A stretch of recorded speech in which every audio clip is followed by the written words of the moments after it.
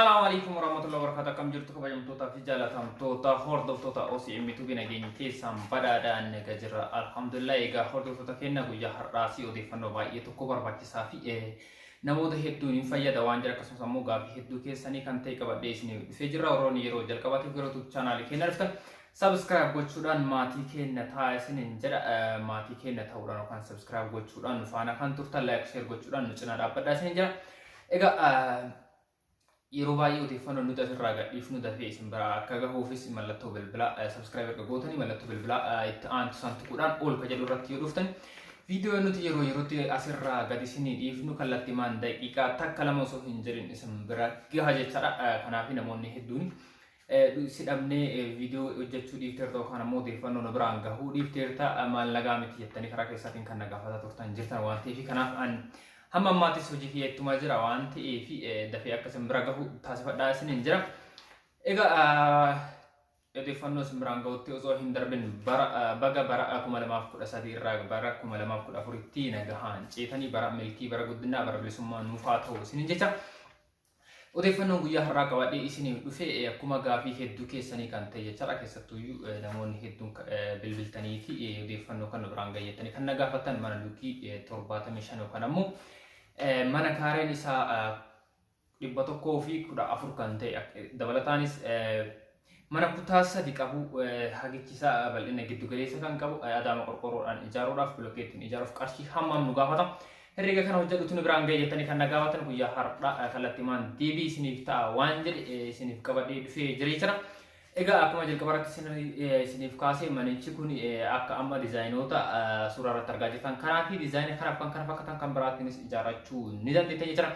Egaa haala kanaaf kan kana fakkaataniin ijaarrachuudhaaf qarshii hammam isin gaafata bittaan meeshaalee mana kanaaf barbaachisan qarshii hammam gugeessi mana kana nu ijaaru qarshii hammam kan jedhu quantity isa jedhee isiniif dhufee jira jechuudha. Kanaaf qarshii hamma kanaatiin mana kana fakkaatu ijaarrachuu ni dandeettan isiniin jira. Egaa jalqabarratti manicha kanaaf meeshaalee nu barbaachisan dhagaa irraa kaasee hamma xumura isaa paartii isaa dinnee xumurrutti qarshii hammam nu gaafata kan jedhu isin biraan gaha jechuudha.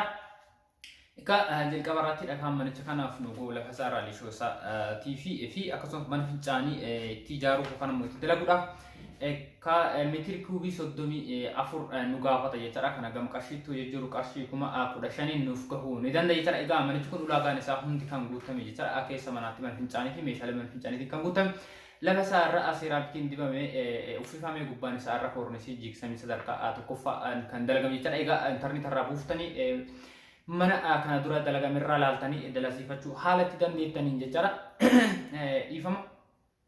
Kanaaf manicha kana fakkaatu qarshii isaa hammamiin nu gahuu danda'a jettanii gaaffii isinitti waan ta'e guyyaa har'aa deebii kallattimaan argattan jechuudha. Egaa dhagaa hamma kana yoo nu gahe itti aansuudhaan simmintoon manicha kanaaf nu gahu kuntaala 70 nu gahuu ni danda'a jechuudha. Kana immoo baagii 144 nu gaafata.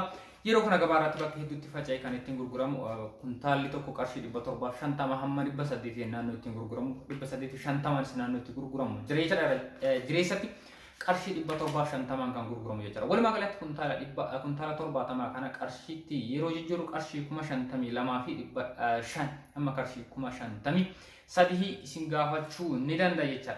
Itti aansuudhaan simmintoon manicha kanaaf nu gahu mana fincaaniitiin wal qabatee lishoo lafa sarraa fi keessaa fi alarraan ashawaa rukutuu yoo barbaanne yookaan ammoo harmaataa rukutuu yoo barbaanne qarshii hammam nu gaafata. Inni kun ammoo makiina hammamtu nu gahuu danda'a isa jedhuuf makiinaan sadii yookiin siinotiraakiin sadii nuuf gahuu ni danda'a jechuudha. Yeroo kana magaalaawwan yookaan ammoo naannoo hedduutti kan ittiin gurguramu makiinaan tokko kan ammoo siinotiraakiin tokko qarshii 6,000 kan gurguramu jechuudha. Egaa makiinaan siinotiraakiin kun yeroo baay'ee irra deebi'ee isinitti himee jira. Meetiri kuubii 12 nu baachuu ni danda'a jechuudha. Walumaa galatti makiina sadii nu gaafata qarshii 18,000 nuuf gahuu ni danda'a jechuudha. Itti aansuudhaan sibiila manichi bilookeetti waan ijaaramee fi feerroon barbaachisaa jechuudha. Kolooniiwwan garagaraatu jira mana kana keessatti sekshinii yerootti kunnuu fi biimii gubbaarraa fi lafarratti kan itti dalagamutu jira. Kana waan ta'eef sibiila abbaa 12 fi abbaa 10 itti fayyadamuu dirqama ta'a jechuudha. Kanaaf istaafa dabalatee sibiila kana dabalatee qarshii 67 nu gaafachuu ni danda'a jechuudha. Abbaan seentimeetira abbaan miilimeetira 10 beerga 53 yoo ta'u abbaan miilimeetira 12 ammoo beerga 40 tu nu ga'a jechuudha. Istaafaan manicha kanatti dalaguuf nu barbaachisu kiiloogiraama 40 jechaadha. Walumaa galatti sibiila kana abbaa 12 dabalatee abbaa 10 fi istaafaa dabalatee qarshii 67 qopheessinaan nuuf gahuu ni danda'a jechaadha. Kan ammoo qarshii 67 nu gaafata jechaadha.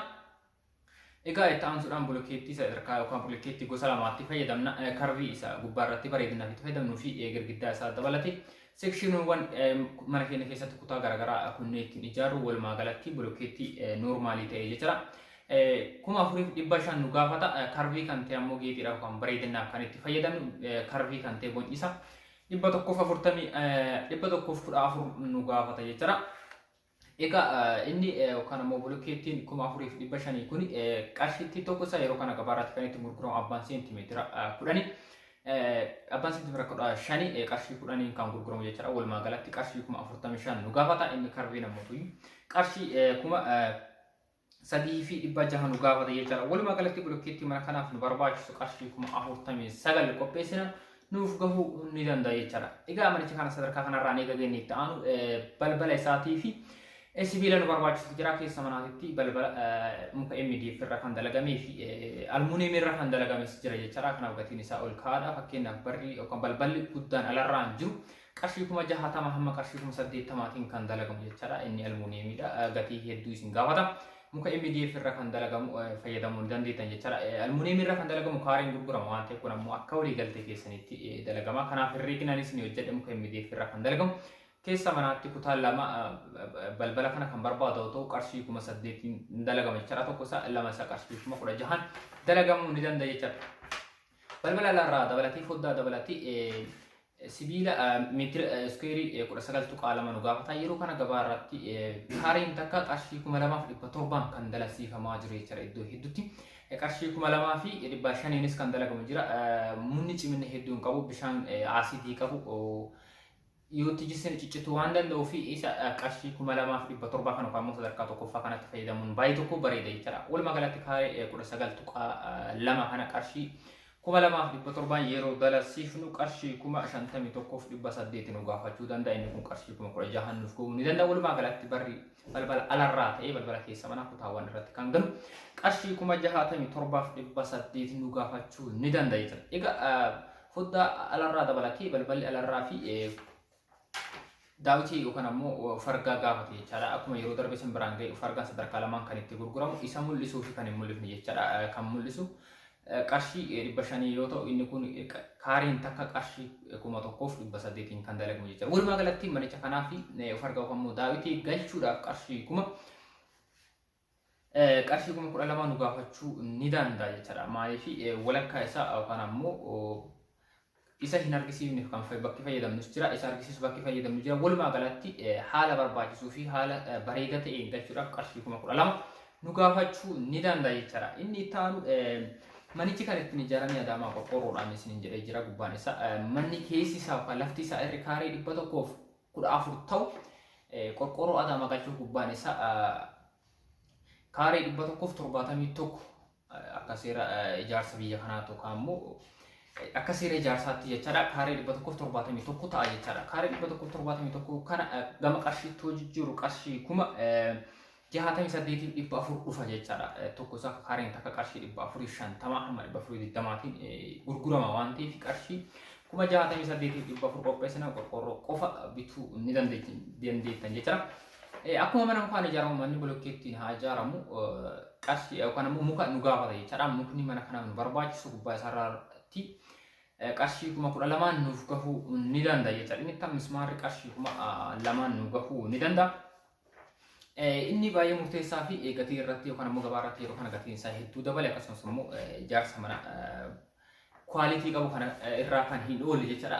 Korniisii fi seeraamii akkuma jalqabaatti isin kaasee torbee tokko dura viidiyoo isin biraan ga'e tokko irratti gatiin isaa dabaluu isin biraan gahee jira jechaadha. Yeroo kana gabaa irratti meeqaan akka gurguramuu fi seeraamikiin sadarkaa 3 hamma 4tti kan gurguramu jecha abbaa seentimeetira 30, 40, 60 fi 50 jedhameetiin kan gurguramu. Inni kun gatii irratti garaagarummaa qaba jechaadha. Egaa kaaree 114 keessi mana keenyaa isin jedhee jira. Seeraamikii galchuudhaaf seeraamikiin kaareen takka yeroo kana gabaa irratti kan ittiin gurguramu qarshii 450 jechaadha. Qarshii 450 kanaan gaafa hirreennu qarshii 51,000 fi 300 nu gaafate jecha guutuu keessa mana keenyaa kutaa dabalate ala isaa irra fi hagicha keessa galchuudhaaf qarshii 51,000 fi 300 qopheessina nuuf kafuu ni danda'a jechaadha. Inni kun ammoo silent cornice jechaadha. Jigsamii galchuu barbaadan sadarkaa tokkoffaa kan ta'e qarshii 40,000 isin gaafata jechaadha. Manni keessan guutuu isaa ala isaa irra dabalate kutaawwan keessaa fi hagicha irratti qarshii 40,000 isin gaafata jechaadha. Itti aansuudhaan meeshaalee mana fincaanii kan harka irratti dhiqatamuu fi mana fincaanii kan taa'umsaa walumaa galatti meeshaalee shaaworii qarshii 30,000 herreegametti kan isin gaafate jechaadha. Qarshii 30,000 qopheessinaan isiniif gahuu ni danda'a. Inni itti aanu awutoortooleetti mana fincaanii alaarraa qotiinsa isaa dabalatee ogeessa kan kaffaltuu fi simmintoo fi ashawaa dabalate walumaa galatti qarshii 25,000 si gaafata jechaadha. Qarshii 25,000 isin gaafata jechaadha.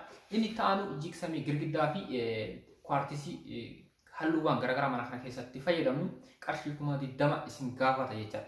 Egaa kabajamtootaa fi jaalatamtoota hordoftoota keenyaa meeshaaleen jalqabarraa kaasee hamma ammaatti isin biraan gahaa ture kun gama qarshiitti hojii jiru qarshii 5,500 fi 30,000 isin gaafata jechaadha bittaa meeshaalee qofatti qarshii ogeessaa kaffalamu dabalee. Kanaaf manichi kun istaandardii isaa kan eeggatu kan kwaalitii hedduu kan qabu meeshaalee ijaarsa barbaachisan kamuu irraa kan hin hafne jechaadha. Kanaaf qarshii 5,500 fi 30,000 qopheessina.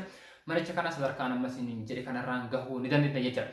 Egaa ogeessi jalqaba isaarraa kaasee hamma sadarkaa kwartisii yookaan ammoo qalamii dibnee itti galuu dandeenyutti qarshii hammameen nu ijaaruu danda'a isa jedhuu fi qarshii 150 isin gaafachuu ni danda'a jechaadha. Walumaa galatti ogeessaa kaffaluu dabalatee bittaa meeshaaleetii fi manicha kana sadarkaa amma jenne kana irraa kaafne sadarkaa isa xumuraa itti gallee jireenya keenya guyyaa guyyaa itti geggeessinu irraan geennutti qarshii 600 fi 80 yookaan qarshii 700 isin gaafachuu ni danda'a jechuudha. Qarshii 680 hamma qarshii 700 qopheessina manicha kana akkaataa amma isin jedhe kana ijaarachuu fi sadarkaa amma isin jedhe kanarraan gahuu ni dandeettan jechuudha. Isa kana gochuu kan dandeettan warroota qarshii keessan al takkatti meeshaalee kana hunda bituu fi yeroo kanatti ijaarachuu dandeettan jechuudha. Kanaaf kana booda gatiin meeshaalees dabaluu danda'a. Kaffaltiin ogeessaaf kaffalamutti dabaluu danda'a. Jireenyi biyya keessa qaalaa deemaa waan ta'eef yeroo kanatti warroonni ijaarachuu barbaadan qarshii kanaan ijaarachuu kan immoo qarshii kanaan ijaartanii xumurachuu ni dandeettanii isa jireenya booda kan immoo kana booda qarshii hammam nu gaafata jedhuu fi yeroo sanatti akkaataa gaafii keessaniitii fi akkaataa gabaan itti jiru ilaallee odeeffannoo biraa isin biraan kan ga'u ta'a. Odeeffannoon guyyaa har'aa qabadee isin dhufee kanuma hamma hordofaa turtan viidiyoo biraatiin hamma walitti deebinutti nagaan nuti nageenya keenya bakkuma jirtan isin akka qabu jecha ammas irra deebi'uudhaan subscribe godha. Viidiyoo yeroo laaltan yookaan viidiyoo kana yeroo daawwatan namni kamiyyuu like godhaatii seenaa bahaa isiniin jedha. Amma xumuraatti waan na hordoftaniif galanni keessan dachaadha galatooma.